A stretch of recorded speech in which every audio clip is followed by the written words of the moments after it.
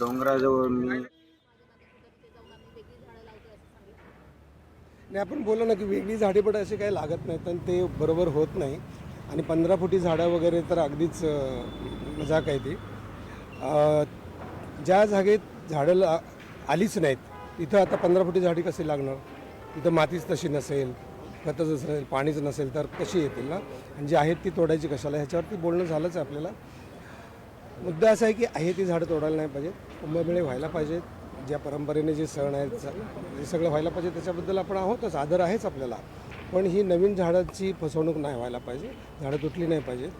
आणि एकंदरीत महाराष्ट्रातलीच आपली सगळी वनराई आहे, देवराई आहे, त्या कशा टिकल्या पाहिजेत तर नवीन कशा झाल्या पाहिजेत अशी महत्त्वाची भूमिका. मुख्यमंत्री याला ऍक्टिव्हिजम म्हणतात, राजकीय दृष्ट्या प्रेरित पर्यावरणवादी म्हणतात तुम्हाला. मला झाडाशिवाय बाकी असलं काही कळत नाही, हे काय म्हणतात आणि त्याच्याबद्दल काय विचार करून काय व्यक्त व्हावा, हा काय आपला प्रांत नाही. राज ठाकरेंसोबत नेमकं काय चर्चा झाली?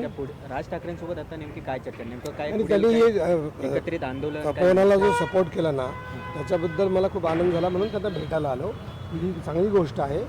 आणि पुढे पण अशी तपोवनं, अशी झाडं वाचावीत, याच्याबद्दल काय करता येईल, कसं करता येईल एवढीच चर्चा. गिरीश महाजन असं म्हटले की मी दोन्ही ठाकरे बंधूंची भेट घेईन, आमचा जो मुद्दा आहे आम्ही काय हे करतोय हे सगळं स्पष्ट मी त्यांच्या ठाकरे बंधूंशी बोलीन. कसं काय गोष्टीकडे तुम्ही बघता? काय काय काय म्हणले ते? की मी दोन्ही ठाकरे बंधूंची भेट घेईन आणि सरकारचा मुद्दा तरी काय आहे, सरकार तिकडे काय हे सगळ्या गोष्टी करते, मी ठाकरे बंधू समजून सांगतो. आता ठाकरे बंधून ते बघून घेतील ना की त्यांचे काय मुद्दे आहेत ते. पण मला काही भेटणार म्हणजे उद्धव ठाकरेंनी देखील तपोवनाच्या जे वृक्षतोड आहे त्याबद्दल भेटणार म्हणजे योगायोगानंच भेटलो असं सर. ह्या सगळ्यांना आपण भेटून नाही, म्हणजे ज्यांनी ज्यांनी सपोर्ट केला आहे त्या सगळ्यांनी आपल्याला झाडं वाचवण्यासाठी हे सगळं करायलाच हवं. मी सतत त्या ठिकाणी आंदोलन करताय, मात्र सरकार काही नमती भूमिका घेत नाही. एकत्रित आंदोलन करण्यासंदर्भात काही तुमच्या चर्चा? नाही, सरकार आपलं काही दुश्मन थोडी आहे. आंदोलन करण्याचं म्हणजे त्यांना आपली भूमिका समजलीच पाहिजे आणि झाडं वाचली पाहिजेत. एकत्रित काही दोन ठाकरे बंधूंना तुम्ही सर्व एकत्रित घेऊन तुम्ही सर्व पर्यावरणवादी काही असं झाडासाठी येणारी सगळे आपलीच माणसं आहेत. त्यामुळं जेवढे येतील सगळे येतील ते घेऊन आपल्याला झाडं वाचवायचेत आणि झाडं वाढवायचेत आणि ते आपले खरे आईबाप आहेत असंच आपलं म्हणणं आहे ना. आणि हे सत्यच आहे ना, तोच मुद्दा आपल्याला आहे. पवारांनी तुमची पाठराखण केली, पक्षाची भूमिका तुमच्या बाजूनं आहे, त्याबद्दल तुमचं काय म्हणणं? आणि सगळ्यात महत्त्वाचं, कलाकारांना सुद्धा तुम्ही काय आवाहन करणार आहात? आणि अजित पवारांनी उपमुख्यमंत्री म्हणून अधिक ठाम भूमिका घ्यावी असं वाटतंय का? नाही, त्यांनी घेतलीच आहे भूमिका. झाडांसाठी त्यांनी सपोर्ट केलं हे मला खूप चांगलं वाटलं. आणि सगळेच कलाकारांनी पुढे येऊन बोलायलाच पाहिजे असं का नाही. सगळ्यांचं मत हेच आहे की झाडं वाचली पाहिजे, असं कोण म्हणतील का? आता काही पर्यावरणवादी विनाकारणच सपोर्ट करत नसतील तर ते जरा त्यांचा विचार करावा लागेल. पण पर्यावरणवादी वगैरे, तू पण पर्यावरणवादी, ह्या पण आहे. कोणाला वाटतं काय झाड तोडावं? तुम्हाला वाटतं काय? काय तोडावं वाटतं का झाड? नाही, कोणालाच वाटणार नाही. साधी गोष्ट आहे ना, सिंपल आहे. अरे मूळ झाड आहे, नंतर आपण आहोत. मुख्यमंत्र्यांची तुम्ही काही भेट घेणार? कारण शेवटी सगळा मुद्दा त्यांच्या हातात आहे. गिरीश महाजनांशी बोलणं होतंय, पण थेट मुख्यमंत्र्यांची भेट घेणार? मला ते एक्झिबिशन सेंटर वगैरे जागा विकली जाऊ नये हे प्रामाणिकपणे वाटतं.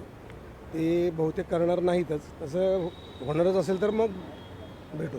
शिंदेसाहेब, तुम्ही राज ठाकरेंची जवळपास तासभर चर्चा केलेली आहे, मात्र गिरीश महाजन किंवा सरकारमधले मंत्री जे काय सांगताय की दुसरीकडून 15,000 झाडं आणून आम्ही लावणार आहोत, त्या मुद्द्यावरती राज ठाकरेंचं मत काय? असं हे शक्य आहे झाडं जगतील नाही जगतील त्यावर सगळं सरकार नाही हो, गिरीश महाजन समजत नाही हो त्यांना की हे असं नाही करायला पाहिजे. हो, अशी एकदम हैदराबादला कशाला झाडं आणून जायला पाहिजे?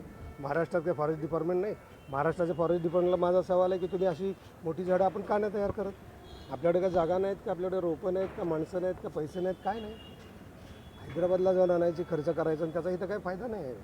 पण एवढी मोठी झाडं खरोखर जगतात का? तुम्ही स्वतः गेवराई 15 फुटी झाडं जगण्यासाठी फार मोठे कष्ट घ्यावे लागतात. ती जमीन खोदावी लागते, त्याला खत पाणी तयार करावं लागतं, 6 महिने पडून ठेवावं लागते, वर्षभरती ती योग्य तयार झाल्यानंतर ते झाड लावलं पाहिजे, मग वाढलं पाहिजे.